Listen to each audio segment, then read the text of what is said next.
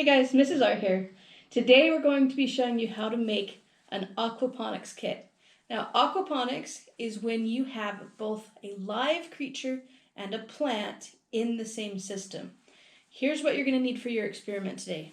You're going to need scissors, you're going to need a straw, you're going to need some rocks. I got these from my garden and just washed them off really well so there's no dirt on them.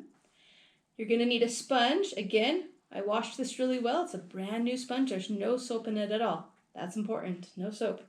And last, you need to ask your parents to get you a 2-liter bottle of soda pop. Then I want you to drink all that soda pop till you feel sick. I'm just kidding. Don't feel sick. Share the soda pop with your family and clean out the jar so it's nice and clean. Now, I prefer to use the soda pop bottles that are clear, but you can use ones that are a different color.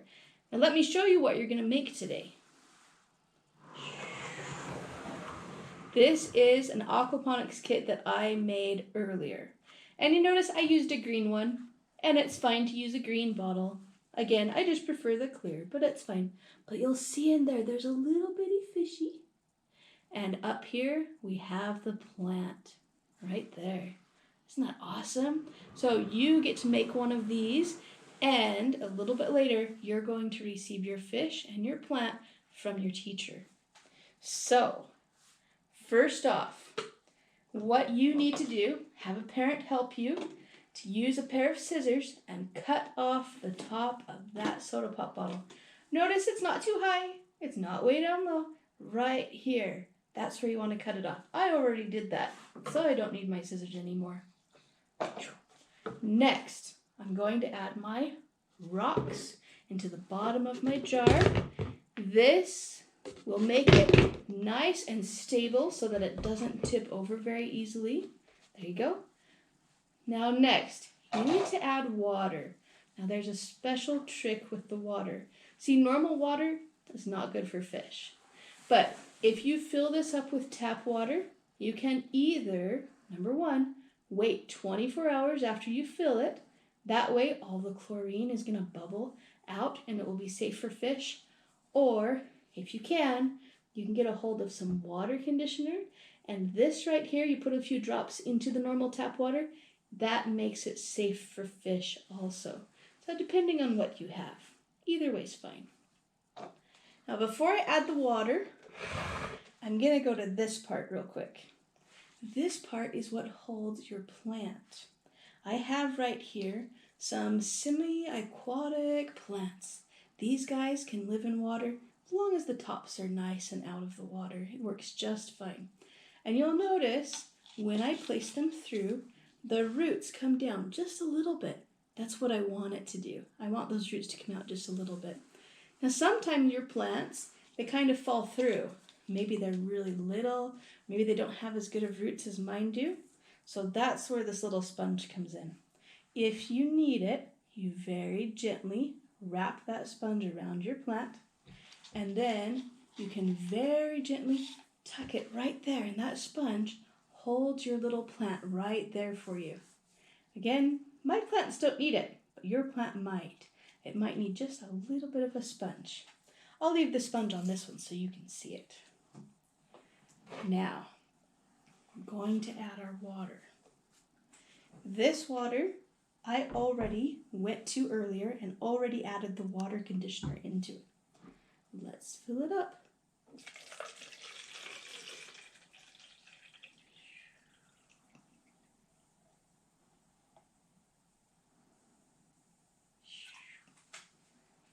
Now I'm going to double check and see where this sits. I want to make sure that that water comes a little bit inside of this little cup. You see this little cup that I have?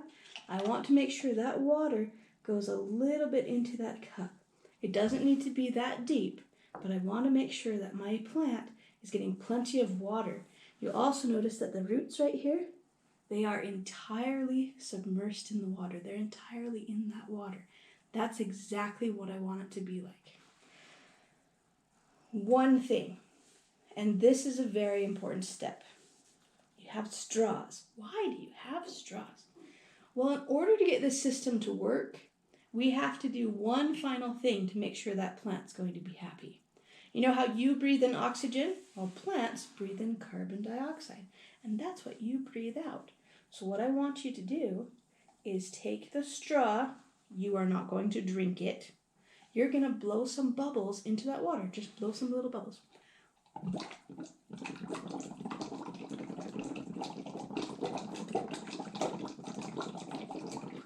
See that? I blow a few little bubbles. That's going to give enough CO2 to that plant so that your plant will be happy. And the very last thing that you're going to do once you have your system set up is you're going to add a little fishy. And I have a little fishy right in here. I'm going to see if I can get him out for you. I'm going to set down my plant for just a minute. I'm going to see if I can convince that little fishy to come out. I might need a little bit of help. I might need to put a little extra water into here. We will see if we can get that fishy. Come here, little fishy. He's a little shy. Or maybe if I have an extra cup to pour some water into, that might work too. That fishy wants to hide.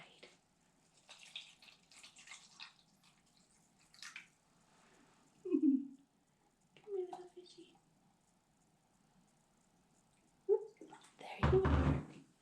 There it is.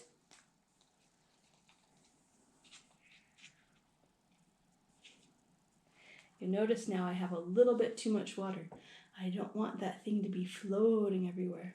So I'm going to pour a little bit more of that water out. These are all things like troubleshooting, like you might have to do too.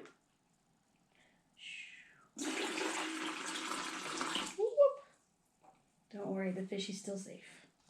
There we go. That's better. That's a lot better. There we go. You see it?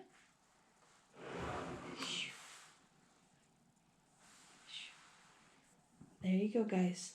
That's how you make a little aquaponics chamber. See my little fishy? See my little plant? Now, if you need to, and you need to feed that little fishy, it's perfectly fine for you to take this little lid off just a little bit, and you can add a little fish food right there. The fishy will eat it. And actually, the fish food, if it crumbles down to the bottom, is actually really healthy for the plant. It's going to give that plant a little bit of extra nutrients. And if this water gets too murky or too dark, you can always clean it out and reset it just like I told you before, where you leave the water out and it will be fine. Now, I don't recommend you use these fishies. These are my son's fishies. I borrowed them. But it's a really good choice to use a goldfish, or you can use little shrimp, or you can sometimes use little froggies. Anyway, you're probably going to see a goldfish for yours though. Anyway, I'll see